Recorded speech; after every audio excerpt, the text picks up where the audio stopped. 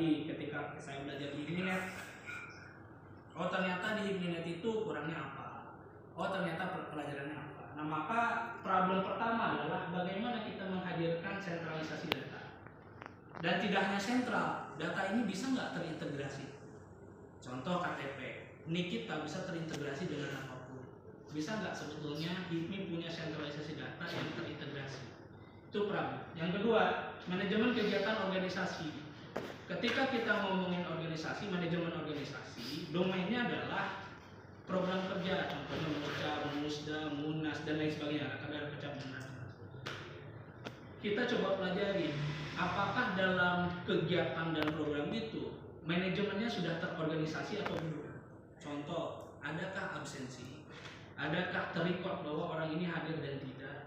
Adakah ke depan kita bisa melihat bahwa ini ternyata sudah mengikuti sertifikasi, pelatihan, dan lain sebagainya?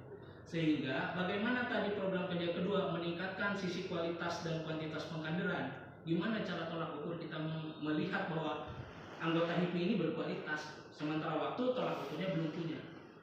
Nah maka ini yang kita hadirkan harus dari manajemen organisasi. Yang ketiga, nilai tambah organisasi. Kita mesti fair. Saya bukan orang HIPMI awalnya, terus saya bilang kenapa saya harus gabung di HIPMI. Ya, semua orang bilang bahwa HIPMI besar, HIPMI bisa memberikan manfaat. Problemnya itu subjektif, tidak objektif. Kita tidak bisa mengukur bagaimana saya peningkatan karirnya di HIPMI secara objektifnya. Walaupun pasti meningkat, tapi secara objektif kita belum bisa mengukur. Kenapa? Karena tidak ada tolak ukurnya. Nilai tambahnya apa? Kita mengajakin orang yang skeptis dia terhadap organisasi, dia nggak akan mau. Kenapa? Karena dia butuh konkret, objeknya apa, objektifnya apa gua gabung. Nah maka nilai tambah ini mesti kita coba pelajari dari sisi kebutuhan. Contoh, kalau lu gabung HIPMI, pinjam modalnya gampang karena punya instrumen keuangan. Atau kalau lu gabung HIPMI, ini proyek ini bisa dapat karena ini ada bisnis matching dan lain sebagainya. Artinya nilai tambah dari sisi keanggotaan itu harus ada. Dan yang terakhir, bagaimana keterbatasan informasi. Orang di daerah belum tentu informasinya sama dengan orang-orang di BPP. Kenapa? Walaupun kita punya struktur yang masif dari BPP, BPD, BPJ, tapi deliver dari sisi informasinya belum tersampaikan dengan baik. Nah maka kenapa saya jelasin ini teman-teman? Spirit kita, semangat kita harus sama. Bahwa lahirnya HIPMIGO bukan sebatas seremonial, tapi memang ini berasaskan pada kebutuhan. Nah kebutuhannya apa? Karena ada problem, kita mau jadi solusi. Solusinya bagaimana caranya? Saya membuat konsep namanya Business Community Super Apps. Gimana yang namanya Super Apps? Saya coba cerita dulu sedikit. Yang namanya Super Apps saat ini di dunia udah banyak banget. Kalau kita tak mengenal dengan yang namanya kemajuan teknologi, Super Apps sudah ada di handphone teman-teman semua. Goto dengan Gojeknya, Tokopedia-nya, Traveloka dan sebagainya itu adalah Super Apps. Tapi saya di sini mau membuat namanya Business Community Super Apps. Kenapa ada bisnis dan komunitas? Karena kebutuhan HIPMI ternyata ada dua. Satu adalah manajemen organisasi internal, dan yang kedua adalah bisnisnya teman-teman. Karena apa? Karena anggota HIPMI adalah pengusaha yang punya domainnya bisnis. Maka mau nggak mau dua objek bisnis dengan komunitasnya harus kita sama-sama kembangkan. Sehingga orang yang masuk ke HIPMI-nya basicnya adalah komunitas maju, bisnisnya pun secara pribadinya juga ikut. Nah sehingga Super Apps yang mau kita buat motonya adalah satu aplikasi semua solusi. Bagaimana tadi dengan problem yang ada 4 itu kita bisa selesaikan hanya dari satu platform yang kita buat. Nah itu spiritnya kami. Sehingga kalau teman-teman nanti ditanya sama orang di luar dari tim pembina HIPMIGO, kenapa HIPMIGO ada? Karena kita mau nyelesain problem.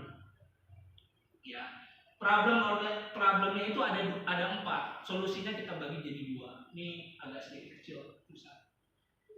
Yang pertama kita bagi solusinya ini harus ada 2. Makanya tadi kenapa disebut bisnis community? Karena solusinya ada 2. Yang pertama organisasi, yang kedua adalah solusi bisnisnya.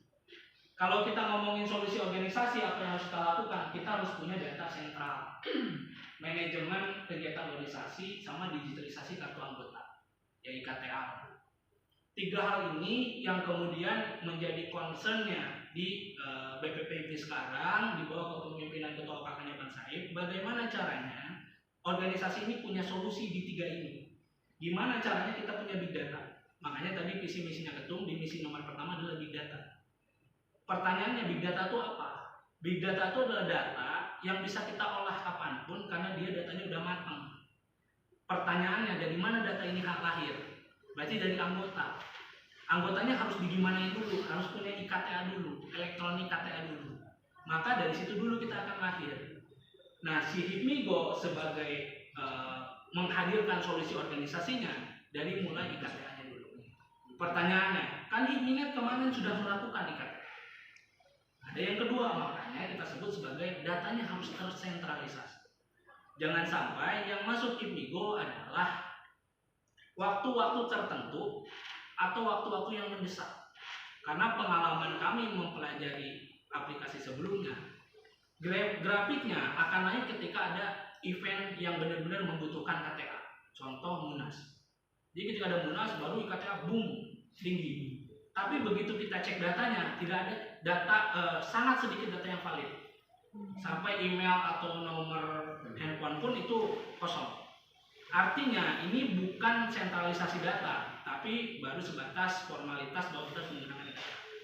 Itu salahkah? Itu tidak. Itu bagian dari proses digitalisasi. Maka hari ini lahirnya Hipmigo, kita harus menyempurnakan proses digitalisasi itu. Yang tadinya awalnya hanya formalitas, sekarang kita betul-betul memakai tools itu untuk kewajibannya organisasi. Di KTA kita buat nanti akan demoin aplikasi yang sudah kita buat. Bagaimana IKTA itu punya barcode.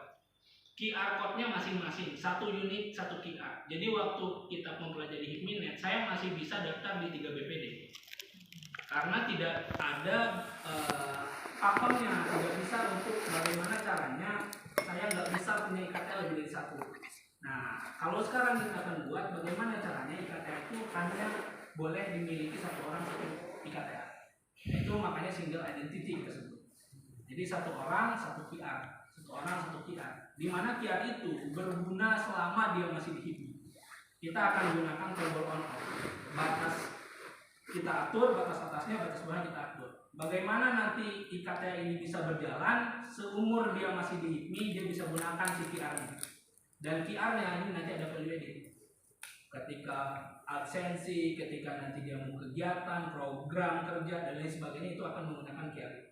Nah, sehingga nanti kita akan generate ulang dari kepengurusan BPP saat ini itu akan mengeluarkan IKTA baru. Jadi IKTA yang lama kita anggap itu sudah tidak berlaku. Kita akan perbarui semua sehingga nanti lebih mudah untuk kita generate. Nah, dari sisi manajemen organisasi mungkin teman-teman kemarin sudah mencoba, kita trial and error terus ya. Yang pertama kemarin di Karnasus. Bagaimana kita menerapkan sistem QR single identity ke dalam platform untuk absensi. Ya, itu juga sudah kita coba dan kita tahu mana yang harus kita lanjutkan dan mana yang harus kita revisi. Lalu pelantikan juga kita pakai dan beberapa momen yang akhirnya kita trial and error. Ternyata ada beberapa pelajaran. Satu, kita tidak bisa membuat organisasi seperti layaknya korporat, tapi kita tidak bisa terus mengikuti layaknya organisasi sebelumnya.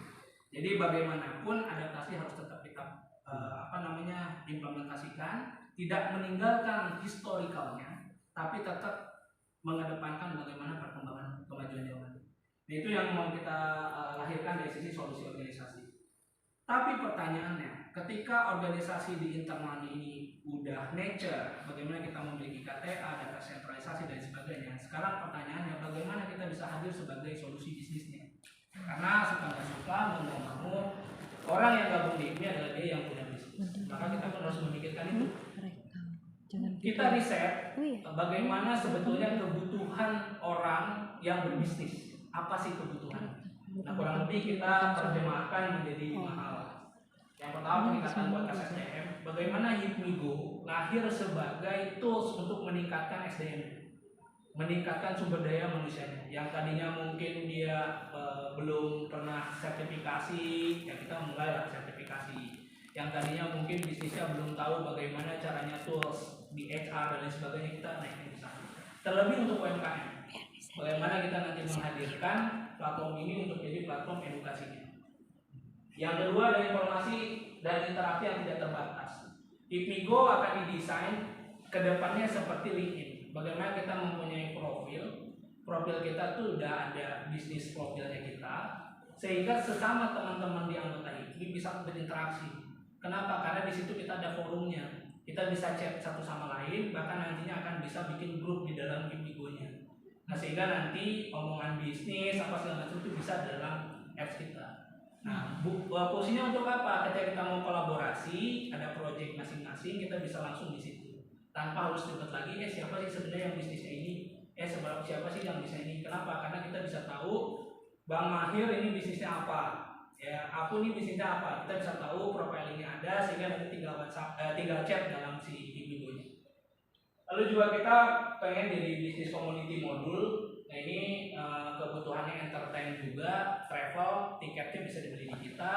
Nanti kebutuhan-kebutuhan lainnya juga bisa diakomodir. Sehingga tadi ketua udah bilang nih, kita ini mau membuat apa sih sebetulnya?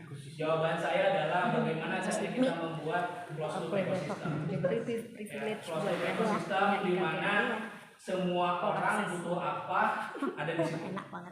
Nah yang terakhir akses pasar, akses modal, perizinan. Tadi aku udah bilang kita bisa buatin e-commerce di dalam platform Hipmigo. Kita juga ada instrumen keuangan. Kita juga bisa urusin izin di dalam platform. Sehingga betul-betul platform ini tidak hanya berbicara soal kebutuhan organisasi, tapi juga memberikan solusi dari sisi bisnisnya.